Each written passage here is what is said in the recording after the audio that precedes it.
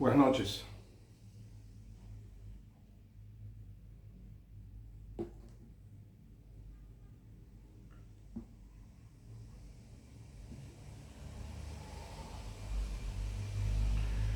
Hoy quisiera hablar de un tema que nos incumbe a todos los argentinos, un tema histórico y que necesita tener una resolución definitiva, un criterio ya, digamos, que sea aceptado por todos los argentinos para poder, digamos, continuar la tarea del Estado y la Iglesia con la mayor perfección posible, ¿sí? Con la mejor organización, con la mejor, digamos, práctica de la religión dentro de la religión y de las normas civiles dentro del Estado.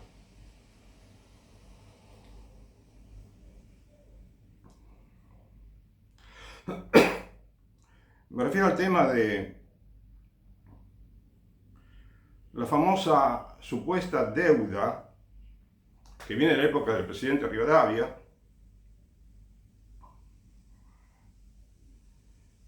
bueno, una deuda que tendría con la Iglesia Católica. Acá tengo un artículo muy bueno que me parece que explica muy bien, lo veo que tiene objetividad según mi parecer, está escrito por un historiador de Argentina que escribe sobre Argentina, la historia argentina, el señor Roberto Di Stefano, doctor en historia religiosa.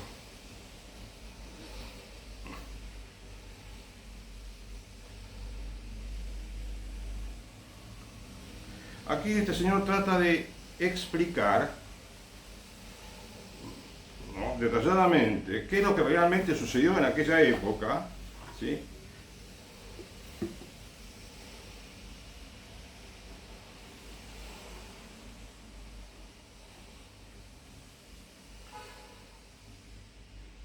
Y espero que te ayude a entender y a comprender, ¿no?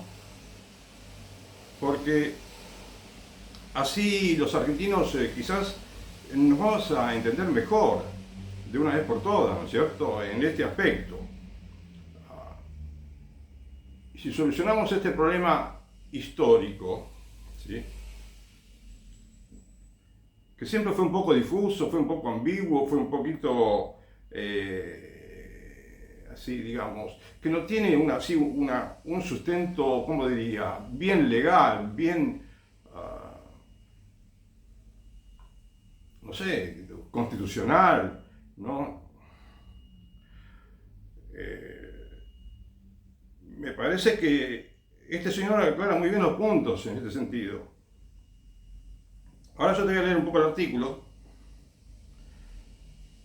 y de modo que vos después saques tus conclusiones, ¿no?, respecto de este tema que está pendiente todavía en Argentina, aparentemente. Muchos lo tienen claro, ¿sí?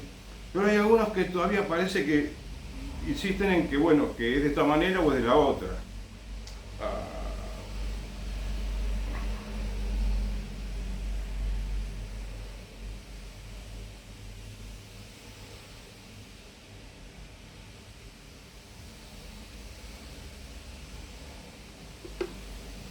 Bueno, acá el señor Di Stefano dice que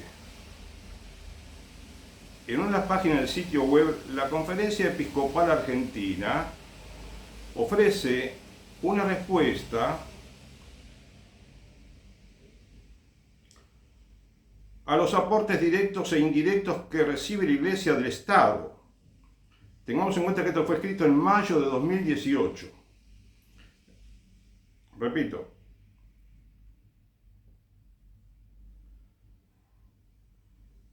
en su sitio web, ellos, los obispos de la Conferencia Episcopal, explican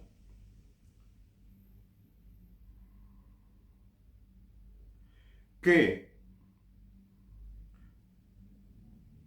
la Iglesia Católica recibe aportes directos e indirectos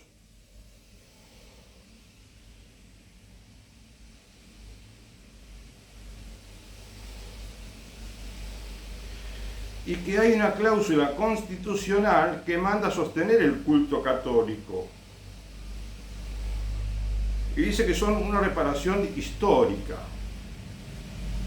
Bueno, se refiere, dice, son una reparación histórica, los aportes directos e indirectos, que son varios, ¿sí? Varios aportes. Y desde hace mucho tiempo, siempre hubo aportes prácticamente en Argentina.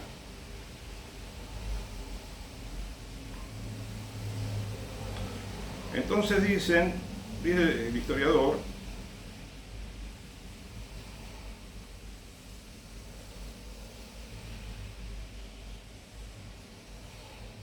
como digo, que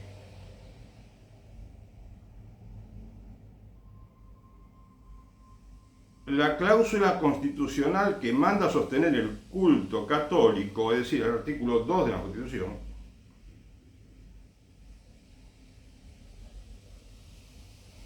es una reparación histórica por las expropiaciones realizadas por el Estado a la Iglesia Católica en el siglo XIX. La afirmación es falsa. Como bien demostró hace más de 60 años el historiador y sacerdote Américo Tonda,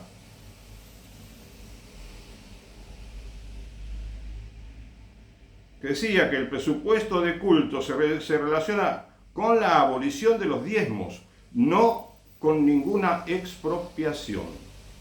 O sea, el hombre afirma, como otros historiadores también lo hicieron, que no hubo ninguna expropiación.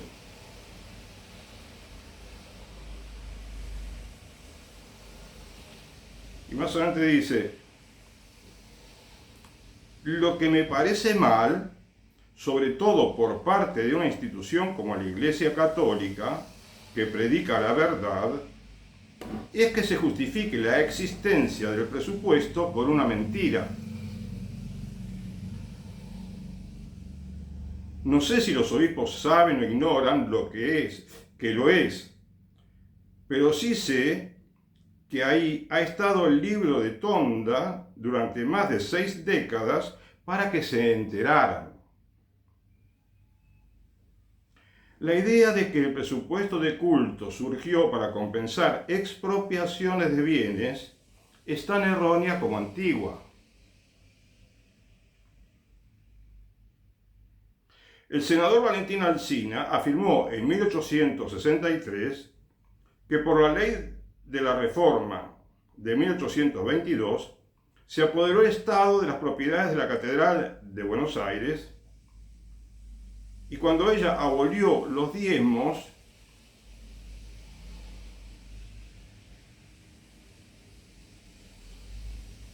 tomó también las fincas que tenía la catedral. Todo entró al dominio del Estado para garantizar los fondos públicos, y de ahí resultó para el Estado la obligación de hacer los gastos consiguientes.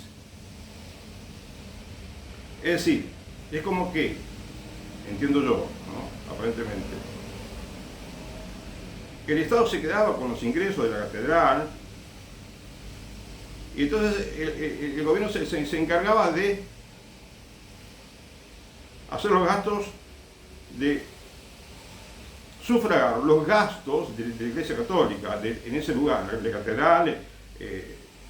En 1884, el senador por San Juan, Rafael Igarzábal, iniciado en la masonería en 1870 e insospechable de clericalismo, afirmó que era un deber del Estado sostener los seminarios porque el Estado tomó a la Iglesia todas sus rentas, todos sus bienes, a cambio del sostenimiento del culto, y especialmente comprometiéndose a costear los seminarios.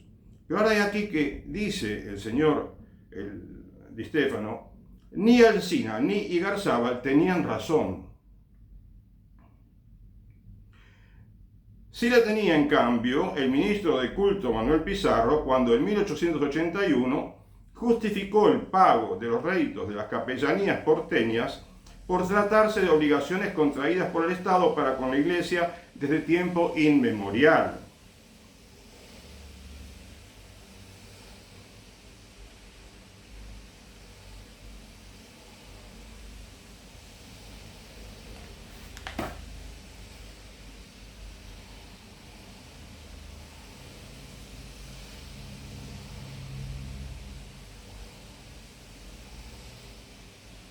Cuando la ley de reforma que impulsó Bernardino Rivadavia en 1822, que tuvo incidencia solo en la provincia de Buenos Aires, condujo a la supresión de casi todos los conventos masculinos.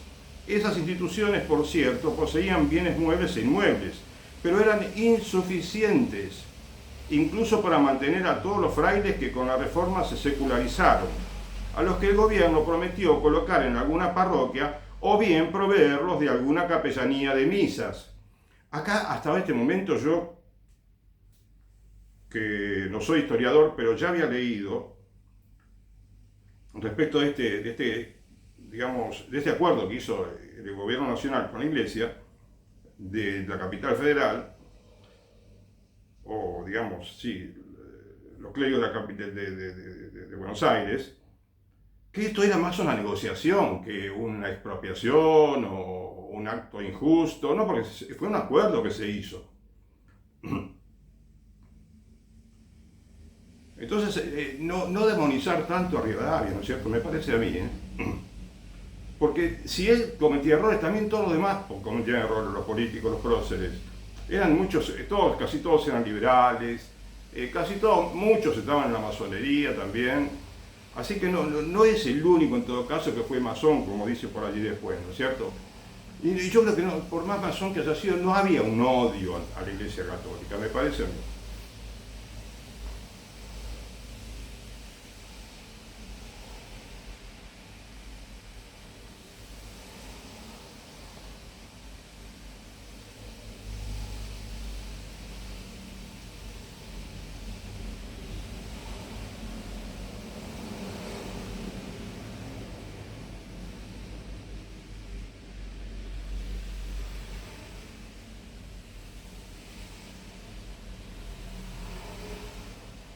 Bueno, acá dice, ¿no?, que hubo, ¿no?, convenios de aquí y allá, y los conventos suprimidos, como también la catedral y el santuario de Luján, poseían bienes fundiarios, pero el valor de esas propiedades no era muy elevado. No tiene sentido lo que hizo Enrique Udaondo cuando tasó las propiedades expropiadas a precios de 1949. Es insólito, ¿no es cierto?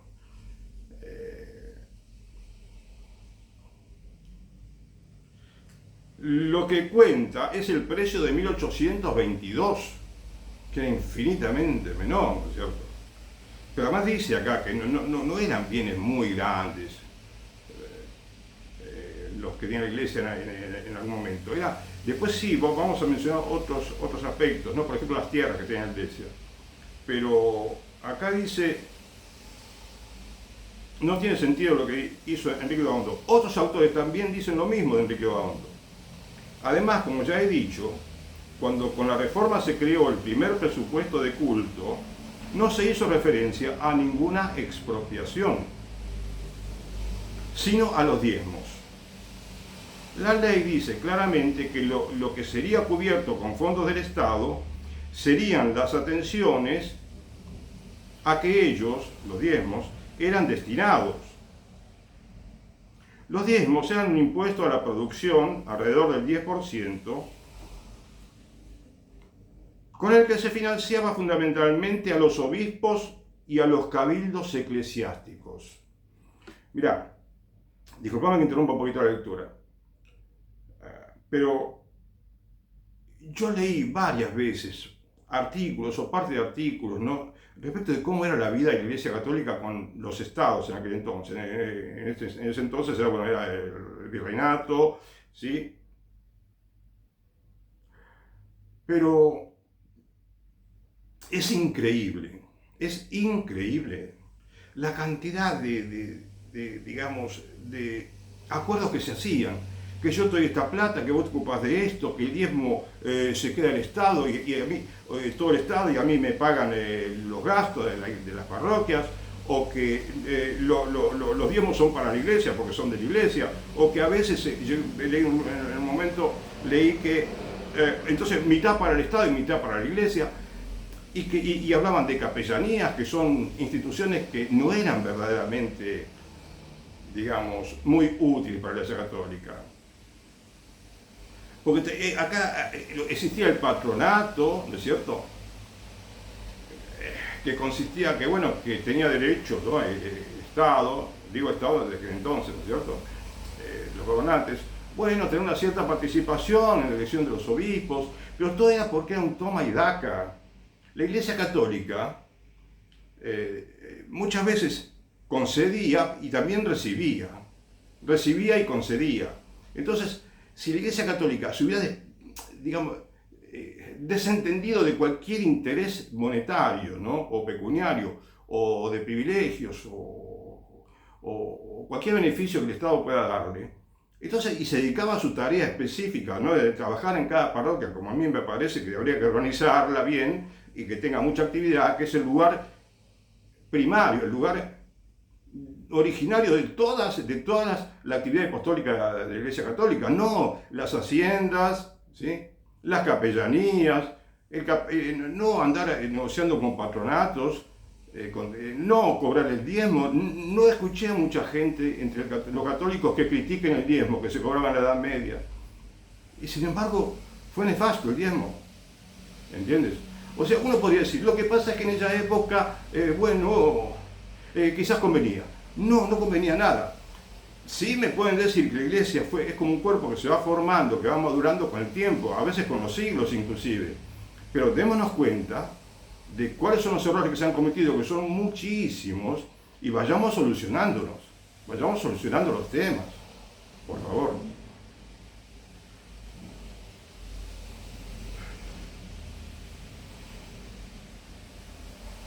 Bueno, estaba diciendo que los diezmos eran impuestos a la producción,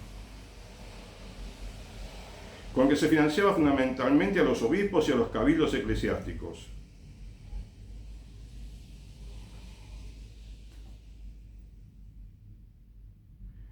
Cuando se sancionó la ley de reforma, en 1822, en el Obispado de Buenos Aires los diezmos se habían reducido mucho debido al impacto negativo de las guerras y a la caída del poder central en 1820.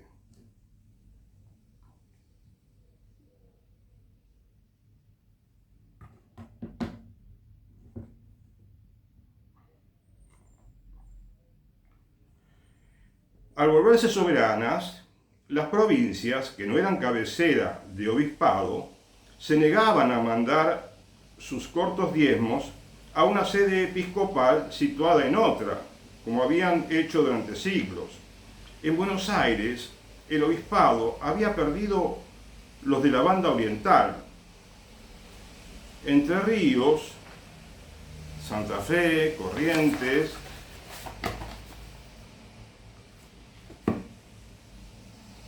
digamos de paso que los diezmos porteños nunca habían sido muy abundosos, con la excepción de unos pocos años de vacas gordas a caballo de los siglos XVIII y XIX. El 8 de octubre de 1821, el Cabildo Eclesiástico ofició al gobierno provincial haciéndole presente que sus rentas no sufragan ni para las primeras urgencias de la vida.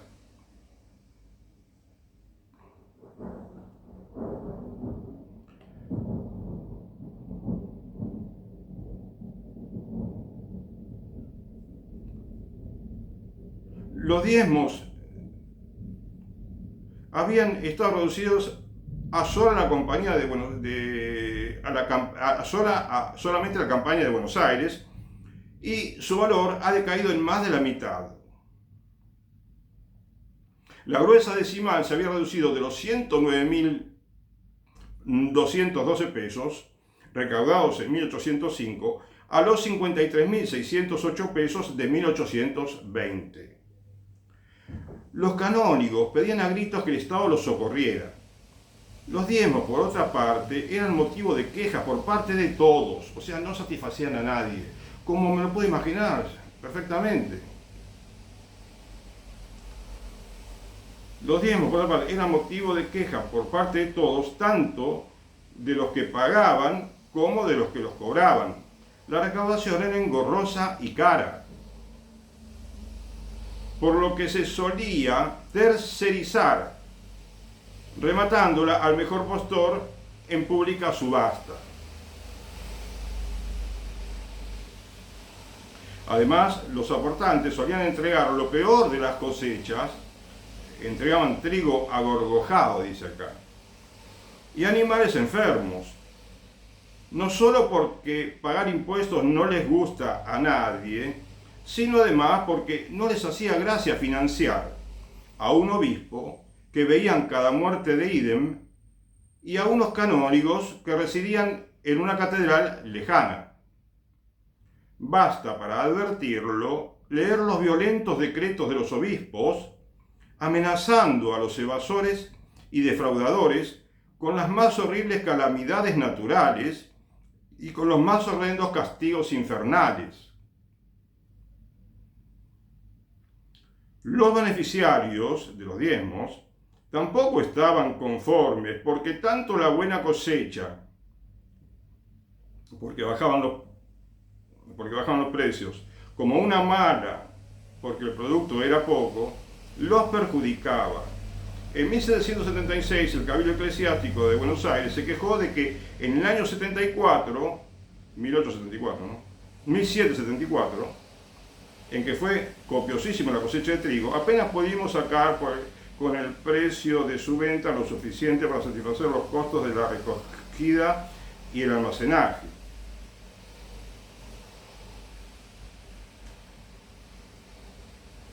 Por otra parte, había un problema político. A diferencia de las antiguas monarquías, el Estado Nacional, en formación, no admitía sino una única soberanía, la propia, y consideraba la imposición y el cobro de impuestos como un atributo soberano. En otras palabras, ninguna entidad fuera del Estado podía cobrar impuestos, incluida la Iglesia Católica. Por eso los diezmos no sobrevivieron en ningún país. O sea, vos fijate el desorden que había. Yo no me sorprendo cuando veo las disputas que había, las discusiones entre el rey y las zonas religiosas, los obispos, porque eran acuerdos siempre que no tienen nada que ver con el orden que tiene que haber entre las dos sociedades perfectas, el Estado con su dinero y la Iglesia con su dinero, así de sencillo.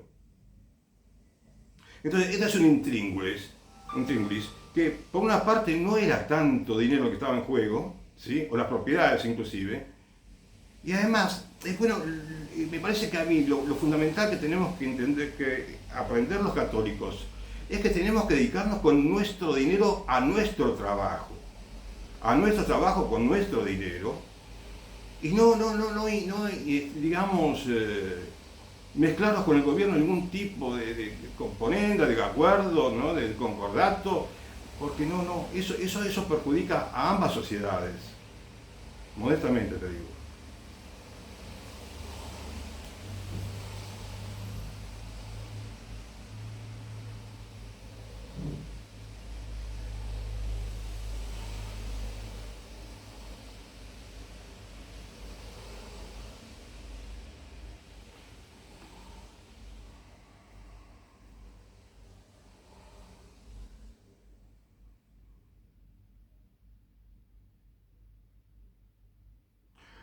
Con la reforma de Rivadavia se resolvió el problema al estilo napoleónico. Se abolieron los diezmos y se creó el primer presupuesto de culto. En lugar de un impuesto a la producción muy difícil de cobrar, se decidió financiar lo que antes se sufragaba con ellos con los recursos del Tesoro Provincial. Quizás no entendés mucho, Y yo creo que tampoco entiendo, pero lo que pasa es que acá se ve a cada paso de la historia, del estudio de la historia, se nota ¿cómo te puedo decir? Esa madeja, ¿no?, de intereses económicos, ¿no?, imbricados entre la Iglesia y el Estado, que no tienen ningún sentido, que son solamente para crear dificultades y para impedir el progreso de la Iglesia Católica y del Estado. Porque la Iglesia Católica sí recibió a veces de parte de los donantes y de la monarquía, recibió muchas propiedades, muchos terrenos, grandes extensiones de terreno, que entonces hizo que la Iglesia acumule muchas propiedades, mucha superficie de tierras, y eso complicaba al Estado porque esas tierras, digamos, muchas veces no se aprovechaban bien y no pagaban impuestos muchas veces como correspondía.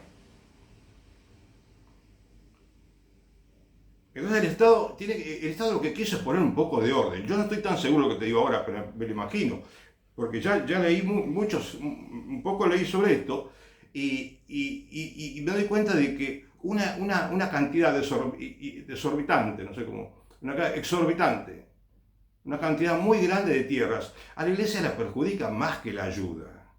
La Iglesia tiene que tener el dinero suficiente para hacer sus apostolados y lo demás, si tiene muchas tierras, le complica, porque la Iglesia no es una empresa de negocio, no es una hacienda, no es una estancia, ¿no es cierto?, ni un grupo de estancias. La Iglesia es una institución espiritual que necesita el dinero para hacer apostolado. Y para hacer apostolado no hacen falta grandes capitales. Por eso ves que los presupuestos de las iglesias en el mundo no son, comparados con el Estado, tan grandes. Porque la iglesia no necesita tanto dinero, ¿sí?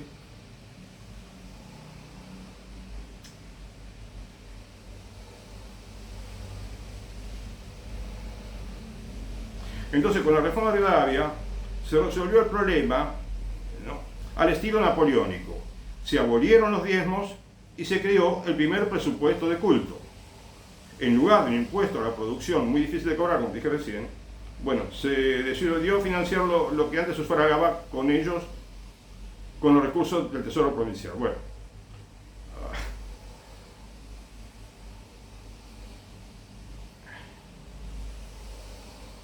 en ese momento a nadie se le ocurrió que el presupuesto tuviera ninguna relación con ninguna confiscación.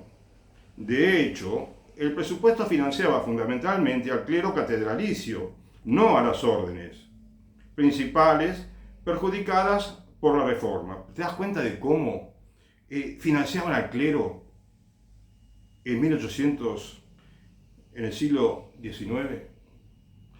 No tiene que financiar a ningún clero. Comprendamos, ¿no? Yo comprendo, te aclaro, que la iglesia está en ese momento, aunque hayan transcurrido 19 siglos, seguía siendo una iglesia en formación, podemos decir.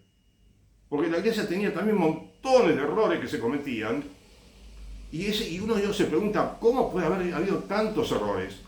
Pero en parte, digo modestamente, con respeto por todos los clérigos y los laicos, y que yo también me puedo haber equivocado, pienso, la Iglesia Católica no tuvo en cuenta algunos pasajes del Evangelio que son clarísimos, son súper claros, ¿sí?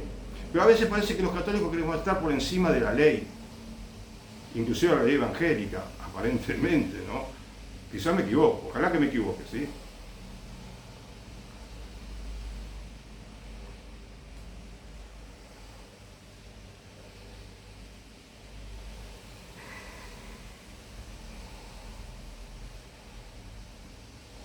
Entonces, abolieron los diezmos y pagaban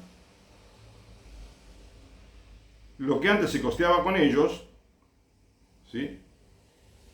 Lo que antes se pagaba con el producto de los diezmos, ahora se pagaba con partidas presupuestarias.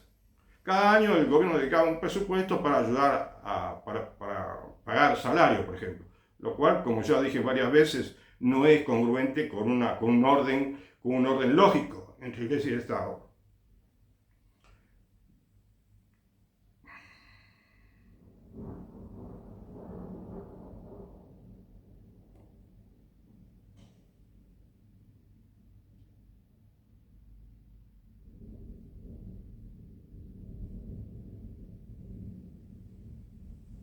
Ahora entra a jugar otra institución, el patronato, porque dice, ahora bien, la fundamentación última del sostén del culto católico constitucional y consecuentemente del presupuesto de culto, pero fíjate a ver si lo entendemos juntos, la fundamentación última del sostén del culto católico constitucional, bueno, pero que no estamos nada seguros, acá quizás se refiere al artículo 2 de la Constitución, pero nadie dijo que ese artículo está relacionado con lo de Rivadavia, en ningún sentido, absolutamente nada. Es decir, cualquiera que lo diga se equivoca, porque no hay ningún personaje de la antigüedad que haya dicho esto se debe a esto, a la deuda que había. No.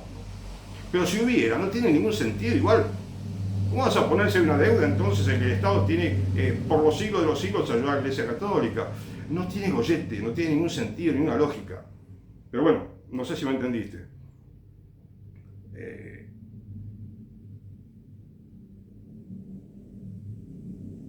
Lo que acá me parece que dice, la fundamentación última del sostén del culto católico, aparentemente debido al artículo 2, era la institución del patronato. ¿Por qué? Porque instituyeron el patronato, ¿sí? O sea, ciertos derechos para los gobernantes equivocados, entonces el gobernante otorgaba un presupuesto de culto, dinero. ¿Entiendes?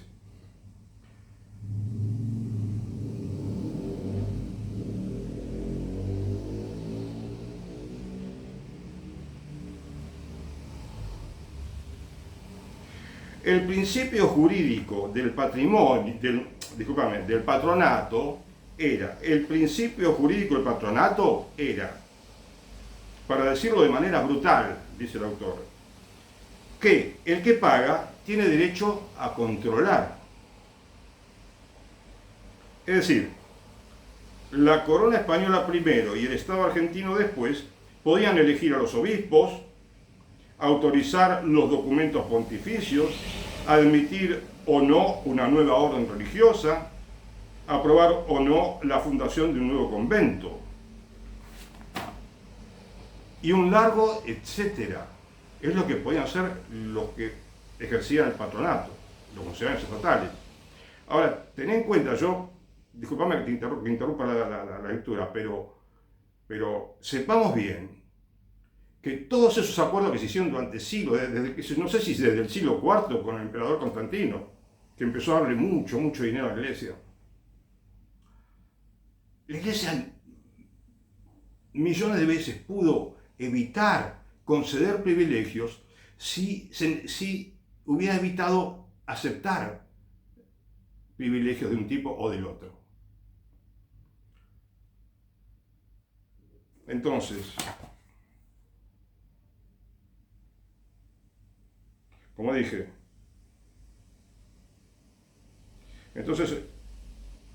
el Estado podía todo esto y la Iglesia podía lo demás. Entonces, el Estado podía, como digo, elegir los obispos, autorizar o no los documentos pontificios, admitir o no una nueva orden religiosa, aprobar o no la fundación de un nuevo convento, y un largo etcétera, porque financiaban siempre de manera parcial y a menudo exigua, dice acá, a la Iglesia Católica. Como afirmara el diputado Carlos F. Melo, la obligación de costear el culto es correlativa con los derechos del patronato. Mientras había patronato, había presupuesto de culto. Ese era el convenio. Patronato, presupuesto de culto.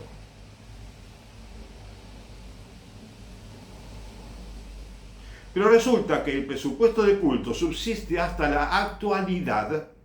De igual manera hay un presupuesto de culto, no bien especificado, ¿no es cierto?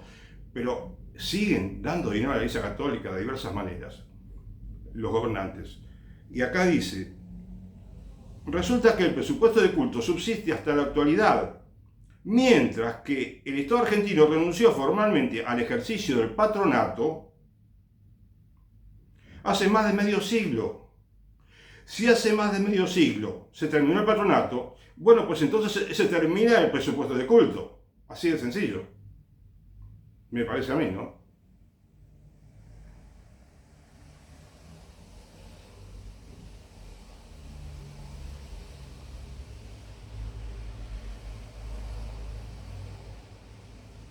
digo hace más de 50 años cuando leí, porque acá dice que con el acuerdo de 1966, hace más de 50 años, ¿no? El Estado argentino y la Santa Sede, en ese acuerdo, no mencionan para nada el presupuesto de culto, para nada, o sea, no se comprometen a nada. No hay ningún acuerdo de nada respecto al presupuesto de culto. Bueno, después de todo, si lo hubiera, sería equivocado. Tenemos que terminar una vez para siempre con los presupuestos, ¿sí? Digo, más allá de lo que de estas negociaciones, ¿entiendes? Lo ideal es que no haya ningún tipo de presupuesto, ni un peso de nada, ¿sí? Sigo. Hoy el presupuesto de culto, a ver, espera.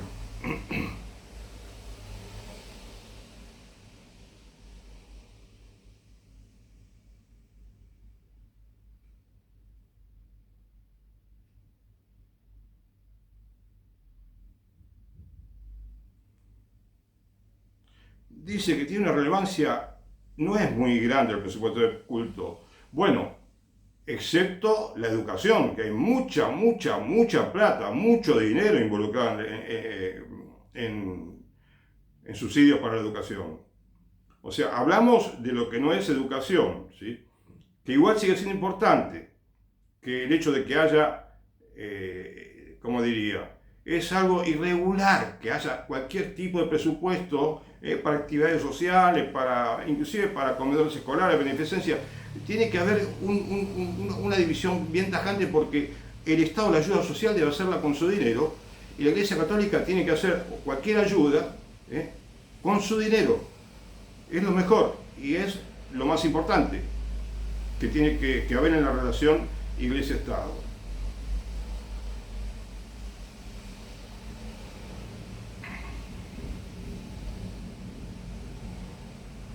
Porque dice que la Iglesia todavía hoy goza de un estatus privilegiado. Por ejemplo, el hecho de que la Iglesia Católica es una persona jurídica de orden público, lo cual es ¿cómo diría? Es un despropósito. No es, eso sería de orden público si fuera una institución estatal. Porque claro, parecería que a algunos quizás les conviene por el hecho de que entonces tiene derecho a ciertos privilegios, ¿no?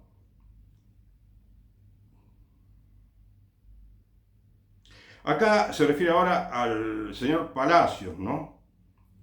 Que era un socialista de la época. Alfredo Palacios, ¿sabes si está por acá? ¿No? Bueno, dice: ya lo habían cometido los socialistas de comienzo de siglo, para los cuales el presupuesto de culto no es solamente una cuestión de dinero, sino una cuestión mental, o moral, quizás quisieron decir. Aun si se tratara de una suma insignificante, haríamos la misma oposición, con la misma tenacidad, con la misma energía y voluntad, que tratándose de 1.000.000. Resumiendo, en primer lugar, la afirmación de que el presupuesto de culto es una compensación histórica por las expropiaciones es falsa, porque se lo concibió para sustituir los diezmos, no para compensar ninguna incautación de bienes. En segundo lugar, los diezmos suprimidos eran un impuesto detestado universalmente, y su producto, que nunca había sido muy abundante luego de la Revolución, se había reducido a mucho menos. Era un impuesto que, en el nuevo contexto del Estado Nacional, además, no podía subsistir por razones políticas, y por ello fueron abolidos en todas partes. Ni qué decir tiene que, como todo impuesto directo, era cobrable en última instancia por la coacción que ejercía sobre los productores la actividad civil. Por último, el presupuesto de culto, que sustituyó a los diezmos, era correlativo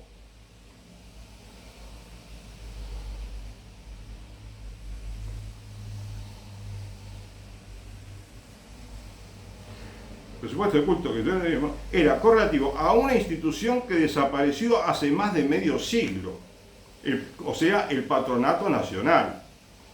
Que los argentinos decidan si quieren financiar o no a la Iglesia Católica, dice el señor Di Stefano, y eventualmente a otras religiones, como ocurre en varios países, y ocurre en Argentina también. Pero que no se trate de disfrazar el presupuesto de culto con los ropajes de una deuda histórica. Bueno,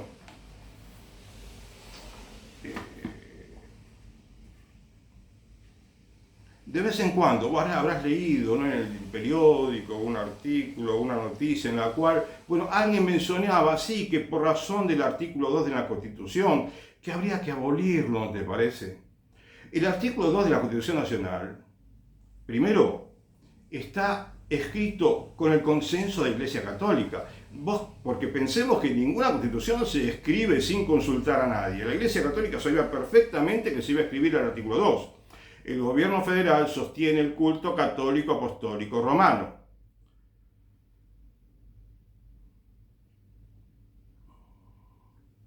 Si trae tanta polémica, ¿por qué no lo quitaron en 1994 otra vez con la última reforma de la Constitución, ¿no es cierto?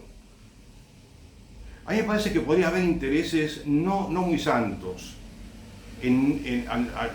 cuando se plantearon, digamos, no quitar ese artículo. Porque por lo demás, ¿cómo interpretar la palabra sostener? Bueno, yo cuando tenía 13, 14, 15, 16 años que tuve que leer la Constitución, ¿no?, por una materia que tenía en la escuela de estudio, lo primero que pensé y seguí pensando cuando era adolescente era que el Estado practica la religión católica. Mejor dicho, las autoridades, el presidente, no sé, los principales gobernantes, porque dice, por lo demás, el gobierno federal. Es muy raro, ¿viste? Muy raro. Y absurdo, inclusive.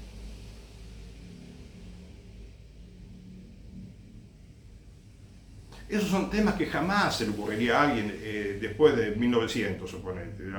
O sea, son cosas que quedan, son, ¿cómo te diría?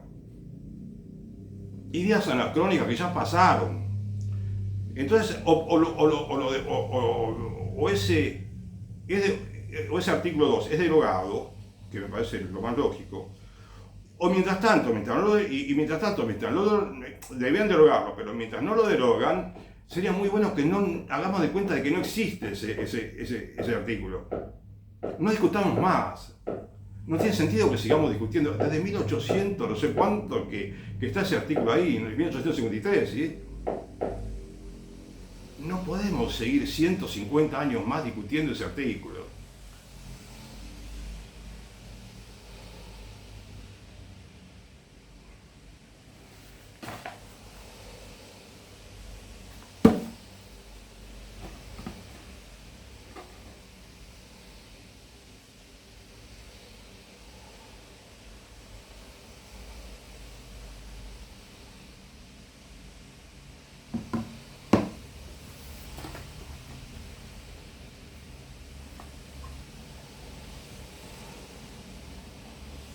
Por eso, fíjate que es importante el tema del artículo 2 porque todavía hay algunos clérigos que afirman, ¿no? Dicen, sí, porque el salario de los obispos se entregaba por razones históricas. No hay ninguna razón histórica en la entrega de ese salario, que dicen que lo dejaron de recibirlo. Pues,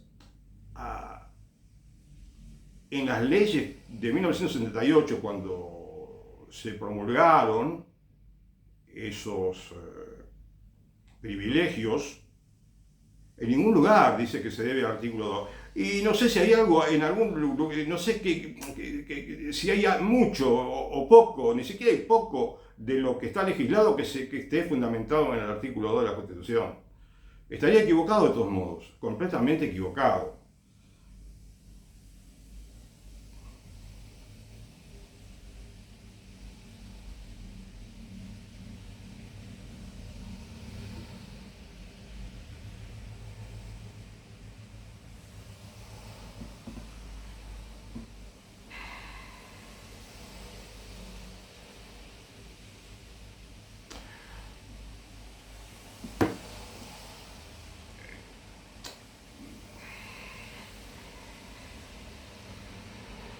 todo lo que yo hablo últimamente respecto de la Iglesia Católica, ¿no? Que tiene que ver con las parroquias o no directamente con las parroquias, no obstante que no tenga que ver directamente con las parroquias, trato de yo siempre de relacionarlo con la parroquia, porque si hay algo que no funcionaba bien en la época de la colonia, en el siglo V la Iglesia Católica, en el siglo X, XII, XIII, XIV, todos los siglos subsiguientes, si hay algo que no funcionó bien ordenadamente o digamos organizadamente como tenía que funcionar, era la parroquia. Y la iglesia y la parroquia católica es sinónimo de la Iglesia Católica, porque la Iglesia Católica es eso, la parroquia en cierta manera. Por supuesto, los conventos son lugares súper importantes, los monasterios, toda la vida monacal, pero inclusive los monjes también mantenían parroquias, ¿sí? Y actualmente tienen parroquias algunos monjes. Y la parroquia es el lugar, digamos, natural para la difusión de la doctrina cristiana.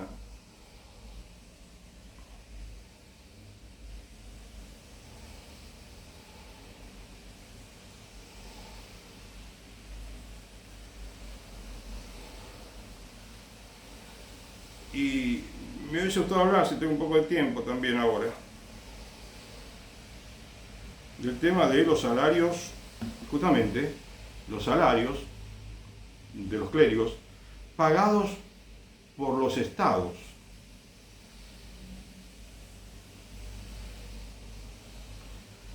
Por una parte, fíjate que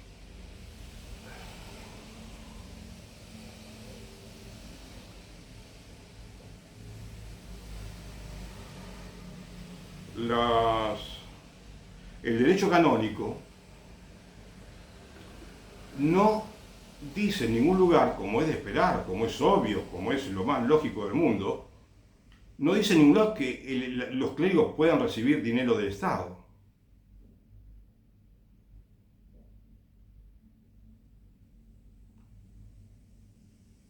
Porque fíjate, de dos maneras puede recibir el clérigo dinero del Estado. Porque, por ejemplo, es profesor en la escuela, es contratado en la escuela de pública para dar clases de, no sé, de filosofía, suponete.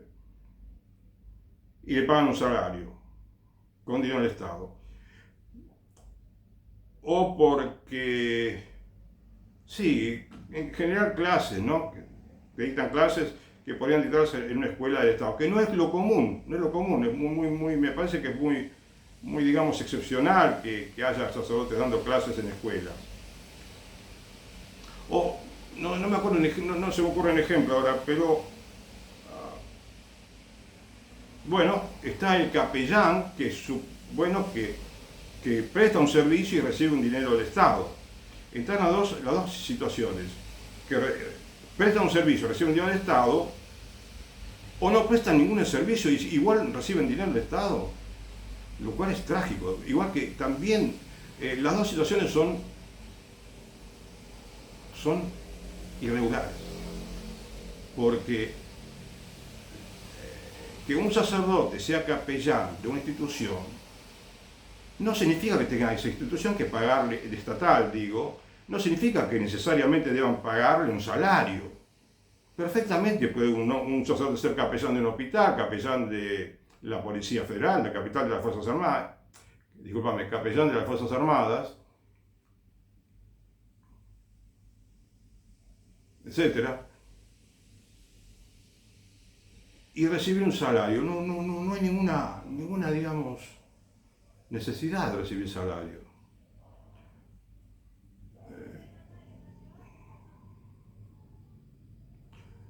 Porque sí, es posible, si uno podría decir, bueno, pero cumple un horario, ¿sí? Una dependencia del ejército, cumple un horario en el hospital, todos los días, se visita a los enfermos. Bueno, igual no tiene que pagar el Estado.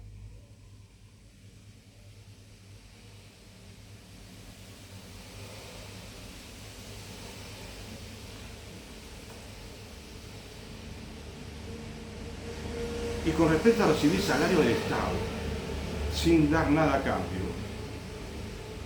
es lo que está sucediendo en Alemania, pero todo el clero, todos los sacerdotes de Alemania, que son miles que deben ser, ¿no? reciben salario del gobierno desde hace casi 100 años.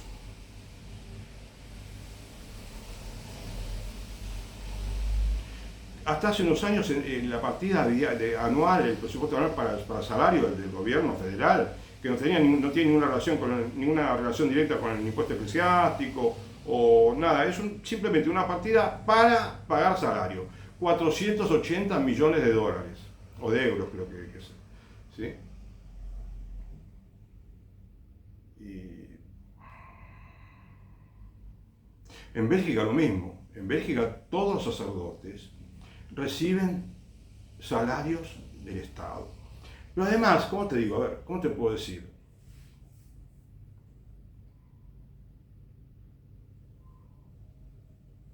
El salario que reciben los belgas, no sé si son 1.500 euros, es mucha plata para no entregar nada, pero además no tienen por qué entregar nada al gobierno, ¿no es cierto?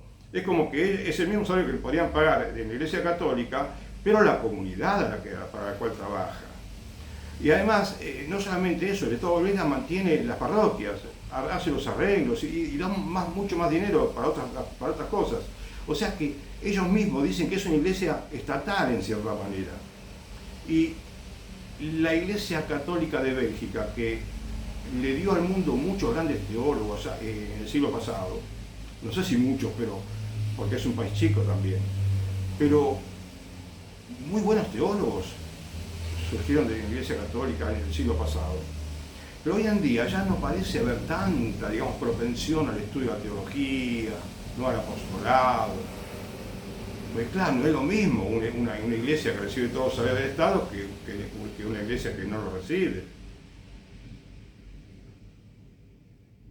En Alemania son 4.500 euros aproximadamente lo que todos los sacerdotes reciben del Estado.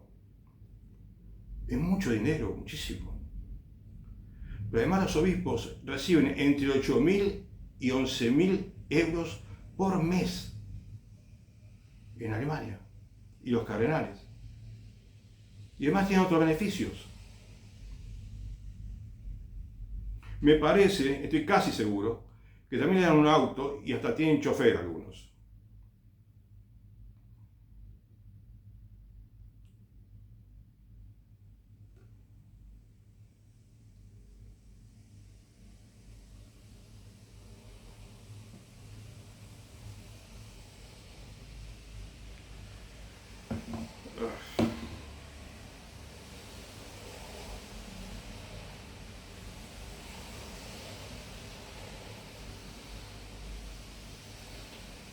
Por eso yo te lo relaciono, todo quiero relacionarlo con la parroquia, porque el día que tengamos la parroquia bien organizada, yo podría leerte más sobre el tema de los salarios, pero lo dejo por otro momento. Espero no haberte aburrido con esto.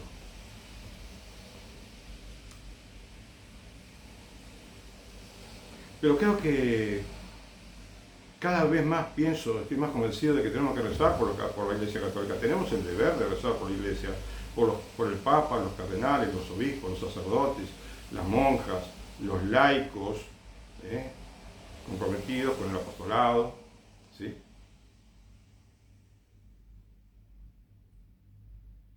Porque la Iglesia necesita imperiosamente de nuestra oración, es decir, los clérigos. Y el día que en la Iglesia Católica descubramos que no tiene que haber ninguna influencia externa a la parroquia, de dinero, ¿no? Que le arreglan el templo, el Estado, que le subsidian, no sé, la provisión de gas y de luz. Hay lugares por ahí, en algún lugar que no le cobran, ¿sí? Algunos servicios públicos, poquito quizás, pero sucede también. Hay lugares donde, bueno, muchos que no pagan los impuestos, muchas parroquias no pagan los impuestos prediales, como dicen en otros países de América, municipal, que le decimos en Argentina.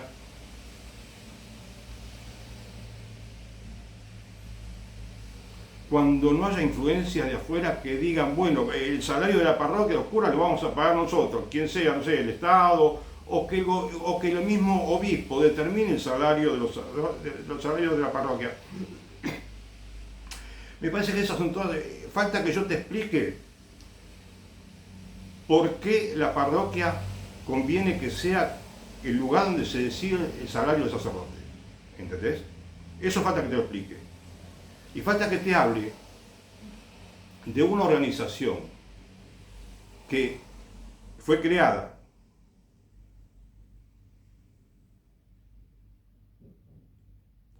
en el siglo pasado, a fines de la década del 20, en Italia, y después se expandió por muchos países, que es la Acción Católica.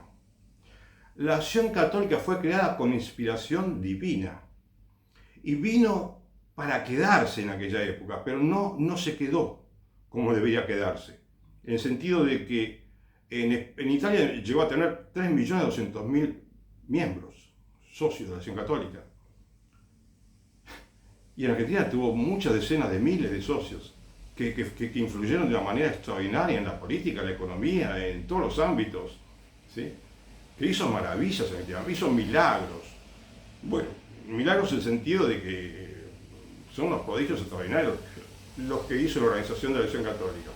Por lo tanto, entonces tenemos que resolver el tema de los salarios, tenemos que entender, resolverlo nosotros en nuestro interior. De modo que un día la parroquia sea completamente autónoma y que la parroquia salga el dinero para mantener los obispados, ¿sí? Y los obispados después contribuyen con el Vaticano. Y la parroquia puede tener acción social como un elemento secundario, nunca como primer objetivo, ¿no es cierto? Lo social. Y de la parroquia pueden surgir vocaciones. La parroquia es la usina principal de la Iglesia Católica, de donde sale todo lo que necesita la Iglesia Católica Mundial. Imagínate vos que tenga la misma manera de organizarse, autonomía, y que a partir de esa experiencia de todas las parroquias del mundo que vayan teniendo, ¿no? de vivir de manera autónoma, ¿sí? como es lo mejor, como es lo que más necesita la parroquia. Imagínate la cantidad de ideas que pueden venir después. Que ¿Cómo hacemos para conseguir más gente? Bueno, en Australia hicieron de esta manera, en Corea de otra manera, en Chile, en Bolivia, en España, y así, ¿no es cierto? En Estados Unidos, en muchos lugares. Y aprendemos todos de todos. Y se puede formar un acervo, ¿sí? Religioso, cultural, impresionante. Ojalá que yo pueda hablarte de la Acción Católica, porque tenemos que partir de la base de que la Acción Católica tiene que estar por la Acción Católica. Lo único que puede hacer crecer a la Iglesia Católica, que le puede dar dimensión, ¿cómo te diría? Más dimensión mundial y más penetración en la sociedad, es la Acción Católica. No hay otra institución que pueda reemplazar a la Acción Católica. Si la Iglesia Católica quiere tener un semillero como tienen los grandes clubes de fútbol, suponete, hagamos esa comparación, ¿sí? Con los clubes de fútbol. Los clubes de fútbol necesitan, no entiendo, no leo nada de fútbol, pero creo que le dan muchísima importancia al semillero, donde ingresan chicos de 8 años para arriba, no sé, ¿no? Y los cuidan y le dan, y no solamente les enseñan a jugar al fútbol, sino que le dan lecciones de vida inclusive. ¿Sí? Si no tuvieran esas divisiones inferiores los clubes, bueno, pues tendrían que pagar mucho dinero para poder comprar jugadores de otros lugares cuando podrían formarlos en su club. Pero aunque no fuera así tan todo similar, la Iglesia Católica necesita de niños. Porque cuando más niño, un hombre, una mujer, conoce la religión, empieza a rezar, empieza a formarse, a tener vida de piedad, tanto mejor. Y cuanto más rápido el chico descubre la vocación sacerdotal o religiosa, tanto mejor. y cuando más rápido ingresa al seminario sabiendo que tiene realmente vocación sacerdotal o religiosa, tanto mejor. Imagínate el mundo que tendríamos. En la década del 60 del siglo pasado, en 1960, fue cuando en Estados Unidos, por ejemplo, que ahí tienen muchas estadísticas, es cuando la Iglesia Católica estuvo en su apogeo. Y eso era la época también del baby boom, cuando la economía de Estados Unidos era un pozo de petróleo, digamos. Exagerando un poquito quizás, ¿no? Todo el mundo tenía automóvil y unos automóviles grandísimos, o sea, había un bienestar extraordinario, ¿sí?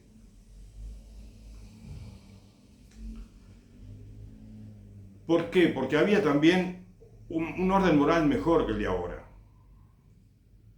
Había mucho más nacimientos que ahora. No solamente el baby boom, después también. Hasta que después empezaron a limitar la natalidad y allí comenzaron también los problemas.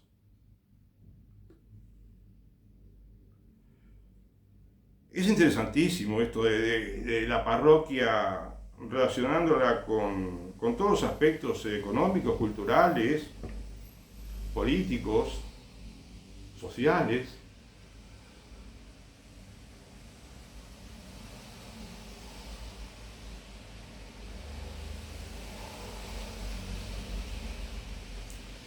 Entonces, como te digo, quedan dos temas que tengo que explicarte mejor. El tema de los salarios, que tengo algo para decir, y el tema de la acción católica.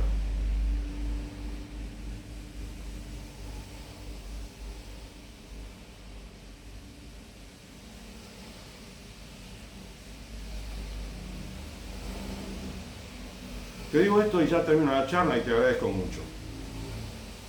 En el siglo pasado, cuando la Iglesia Católica, cuando la religión, la acción católica sufrió una modificación en su organización básica, ¿sí? En la receta básica, ¿sí? De lo que es receta de cocina, que era cómo debe estar organizada la acción católica, cuando la cambiaron aproximadamente en Italia, entre el año 1964 y 1969, cuando en esa época cambiaron la conformación organizativa de la acción católica, ahí, habiendo tenido 3.200.000 socios, pasó a tener menos de 1.000.000 en pocos años. Y hoy en día, no sé, serán 200.000 los socios de Acción Católica en Italia. Entonces, ojalá que te pueda explicar cómo fue todo eso.